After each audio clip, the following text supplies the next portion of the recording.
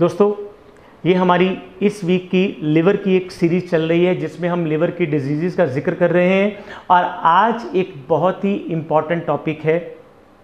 Liver के causes हमने बता दिए, लिवर क्या है वो हमने बता दिया। आज हम डिस्कस करेंगे इसके लक्षण क्या हैं, किस किस तरीके से हमें पता लग सकता है कि हमें सिरोसिस ऑफ लिवर हो चुका है।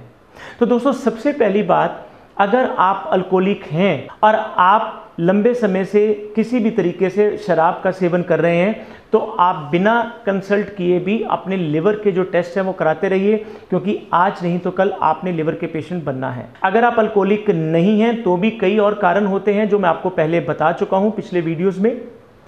आज हमने उन लक्षण को देखना है। पहली बात तो यह है कि सिरोसिस ऑफ लिवर की पहले इसकी आमतौर पर 4 स्टेजेस होती हैं।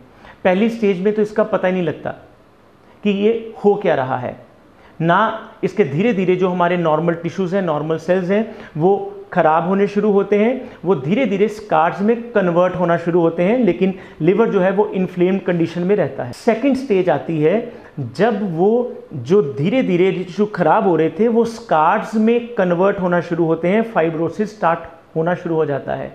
और जब फाइब्रोसिस होना शुरू होता है तो उस टाइम पर हमारे अंदर जो नॉर्मल इसके लक्षण हैं वो धीरे धीरे नज़र आने शुरू होते हैं।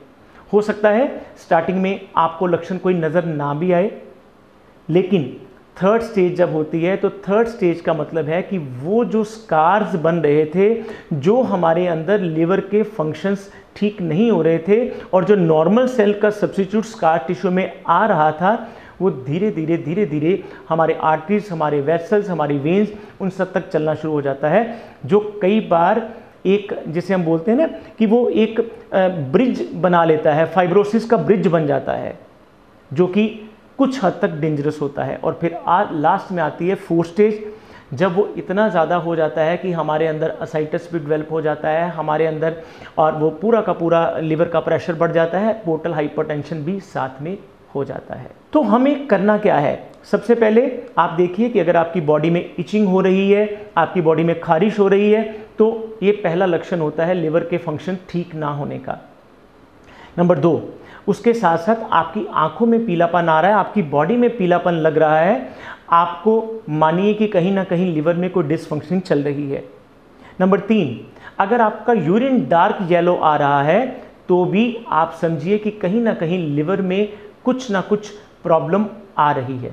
नंबर 4, अगर आपकी बॉडी के राइट साइड पर, जहां हमारी पसलियां खत्म होती हैं, जो लिवर का एरिया होता है, वहां पे टेंडरनेस फील हो, वहां पे दर्द फील हो, तो भी वो सिरोसिस के लेट सिम्टम्स हो सकते हैं, उनके लक्षण हो सकते हैं।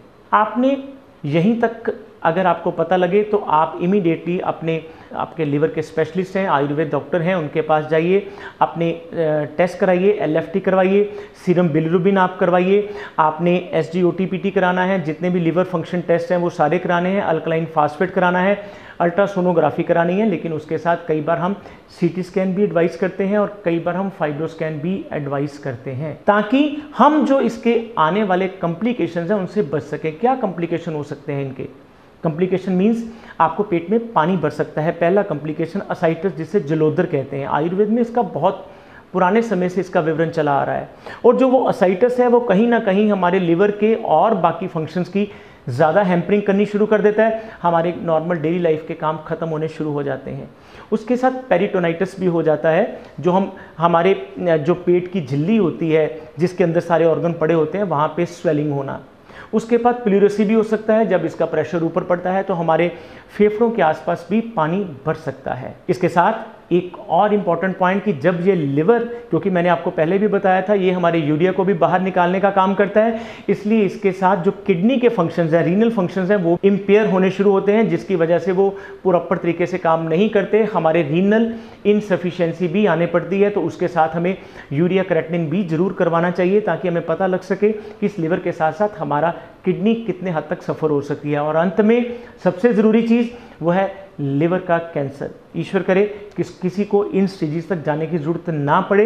उनसे पहले आप अपने लिवर के प्रति सजग रहिए। जितने मैंने कारण पिछली बार भी बताए थे वो अब भी बता रहा हूँ। अल्कोहल नहीं लेना, स्मोकिंग नहीं करनी है, बिना वजह के आपने पेन किलर्स, एंटीबायोटिक्स, स्टीरॉइड्स नहीं खाने हैं जब तक कि परामर्श ना हो। वैसे तो हम कहते हैं कि परामर्श के बाद भी इन चीज़ों को जितना हो सके केमिकल्स को अवॉइड करना चाहिए।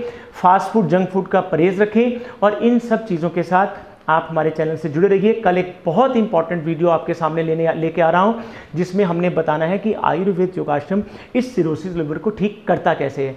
तो जुड़े रहिए हमारे YouTube आयुर्वेद योगाश्रम चैनल के साथ। आप इसमें लाइक करें, सब्सक्राइब करें, कमेंट करें और इसके साथ जो नंबर डिस्प्ले हो रहे हैं उनके साथ हमारी टीम के साथ जुड़े रहिए। धन्यवाद। फिर मिलेंगे। डॉक्टर नवीन आर्य, आयुर्वेद योगाश्रम।